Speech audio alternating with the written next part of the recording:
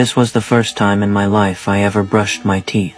I brushed for a full 30 minutes, until my mouth was full of blood.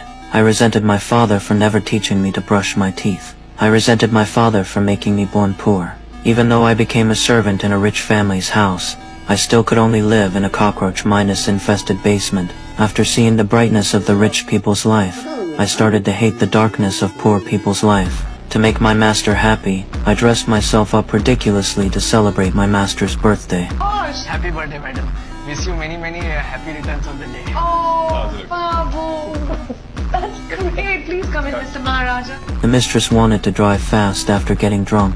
I sat in the back seat, going along with their laughter. But the accident happened quickly. A little girl suddenly ran into the road. My master couldn't brake in time. The little girl died on the spot. They wanted to call the police and ambulance, but I urged my master to leave right away. There was no one on the road at night, and India has no surveillance cameras. I helped wipe away the blood and cover up the evidence, thinking I was being loyal as a good servant. I didn't know this wasn't saving my master, but destroying myself. The next day, my master's whole family came. They were unusually nice to me, even called me family.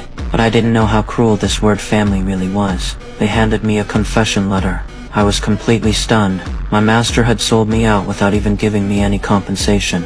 I became the scapegoat just like that. I wandered the streets in a daze, shouting like a crazy person, feeling like I was living worse than the monkeys in the trees. Low-caste servants have no choice minus, we can only accept our fate.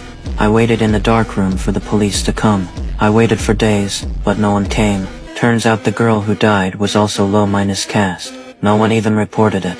I didn't need to take the blame for the mistress anymore. I knelt on the ground like a dog, trying to please my master, but got kicked away. The mistress saw how I was treated after taking the blame for her. She got angry and had a big fight with her father. She was educated in the West. Her head was full of ideas about human rights and freedom. The mistress couldn't stand this caste system anymore, or the hierarchy in this family. Late at night, the mistress secretly found me. She wanted me to drive her to the airport. Before going back to America, the mistress gave me some money as a little compensation for me. My master was furious when he found out his wife ran away. He took all his anger out on me. To comfort my master, I took him to eat at street stalls. Used to fancy food. He was surprised how good street food could be. I also took him to pray to the gods. I told him if he prayed sincerely, the mistress would change her mind. But all we got was divorce papers. I became his punching bag again.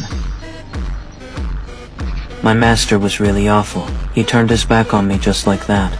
I was so angry inside.